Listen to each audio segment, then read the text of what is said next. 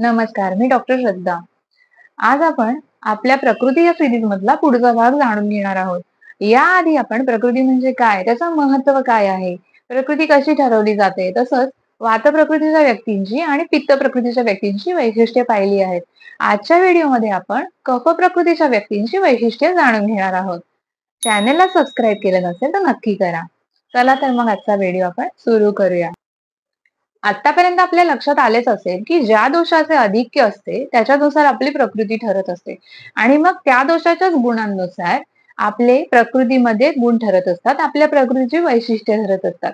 त्यामुळे साहजिकच कफ प्रकृतीच्या व्यक्तींमध्ये कफाच्या गुणानुसार म्हणजे स्थिर, गुरु, मंद, शीत या गुणानुसार वैशिष्ट्ये दिसून येतात. कफ प्रकृतीच्या व्यक्ती त्यांच्या गुरु गुणानुसार स्थूल असतात, म्हणजेच या व्यक्तींचे वजन हे आयडियल वजनापेक्षा म्हणजे उंचीनुसार जे आपलं आयडियल वजन असतं त्यापेक्षा जास्त असलेले दिसून येते. या व्यक्तींचा चेहरा हा गोलाकार असतो, राऊंड फेस असतं. कफाच्या स्निग्ध गुणाला अनुसरून या व्यक्तींची त्वचा आणि केस हे थोडे तेलकट असलेले आपल्याला दिसून येतात. त्यांचे केस हे दाट आणि जाड असतात. कफ प्रकृतीच्या व्यक्तींचे डोळे हे थोडे मोठे आणि पाणीदार असल्याचे लक्षात येईल.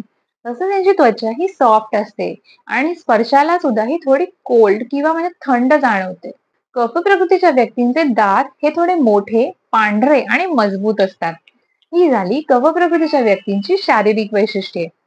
या व्यक्तींना घाम खूप येतो. या व्यक्तींना लागणारी भूक ही मंद असते, मात्र ती नियमित लागत असते. यांना तहानही फारशी लागलेली दिसून येत नाही. कफ प्रकृतीच्या व्यक्तींचे पचन हे नियमित होत असते. त्यामुळे सहसा त्यांना पचनासंबंधीचे आजार जसं की कॉन्स्टिपेशन, ऍसिडिटी हे झालेले दिसून येत नाही. आपल्या आजूबाजूला आपण अशी काही माणसं बघतो की ज्यांना बेडवर पडल्या पडल्या झोप लागते आणि ती अगदी शांत लागत असते. ही माणसं कफ प्रकृतीची असतात. त्यांना शांत आणि गाढ झोप लागत असते. कफ प्रकृतीची माणसं ही अगदी स्लोली बोलताना दिसून येतात, मात्र त्यांचे बोलणे हे व्यवस्थित क्लिअर असते.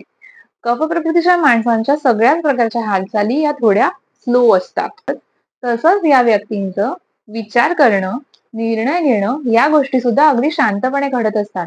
या व्यक्ती इमोशन्स अगदी व्यवस्थित हँडल करू शकतात.